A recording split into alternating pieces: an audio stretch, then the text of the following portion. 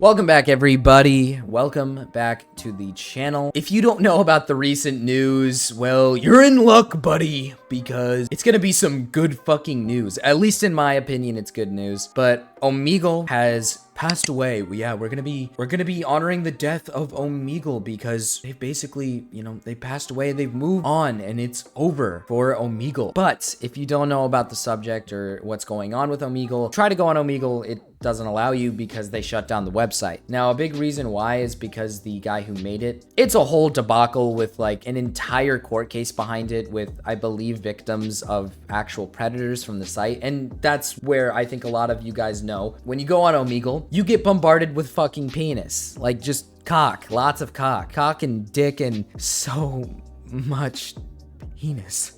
But I digress. It's a lot of just degeneracy on there, right? There's a lot of weird people, a lot of bad people on there. And according to statements and stuff from the people who made Omegle, it's just basically shutting it down because they are acknowledging that it's too much to handle. Because apparently, I guess they've been working on bettering that. They've been working on, they've stopped a few pedophiles in their time, but, we can't stop all of them. And I agree. I do understand that it's really hard for one company to stop every pedophile that's going onto that site and showing off their cock or luring in kids and stuff like that. I get it, right? I understand it's a very difficult task to do as a company, but I feel like this is all the result of that said court case, because apparently in the court case, the girl involved, I think it's a girl, sorry if I'm getting this all wrong, but if I'm not mistaken, they've made a statement saying that they believe this is because of their court case, and that's because that's what they're aiming for. And either way, I think this is a good thing. If the guy who made the site in general, is telling the truth about,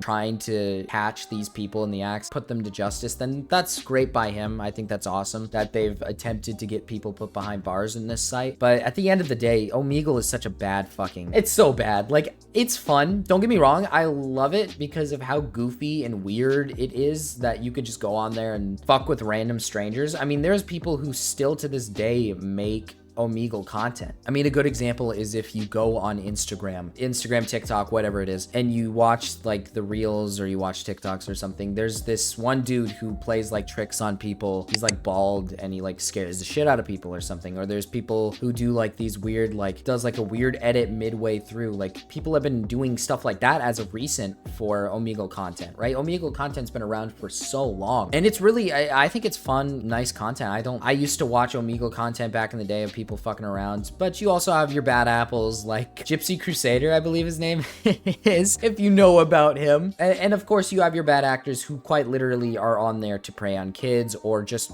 jerking their dick in front of your face, basically, or just in general posting porn on there. It's not the best site, is what I'll say. I'm not upset that it went down, but I'm not inherently happy about it going down either, if that makes sense. I'm kind of neutral on it. I think it's kind of an interesting thing. I want to know your guys' opinion on it, if you guys think it's like a W or an L, or you feel kind of indifferent about it, because for me, I just kind of, I don't go on it personally, and I also just don't use it, but I think that the content that comes from it is pretty funny. But I think in terms of the safety of children and just other people in general, I think it's probably best, even though, as from the wise words of Charlie himself, moist critical, it's the parents' job to monitor what their kids are doing on the internet. I mean, it's the parents' job to at least monitor what their kids are doing in their lives, because maybe not monitor their lives on the internet. I feel like you don't need to be in their life 24/7 and watch everything they do, but I feel like a lot of parents think that the internet should be raising their kids, and they kind of blame the internet for when their kids go through hardships, and it's like, it's your job to take care of them. Like, dude, if my kid was being preyed upon by a pedophile, I would try my best to see what's happening, because there's no way my kid is just talking to some grown-ass man and I just don't give a flying fuck about it, right? It's like, I want to at least know what they're doing with their lives. I want to at least know what's going on in their lives instead of just leaving the internet to be that placeholder. And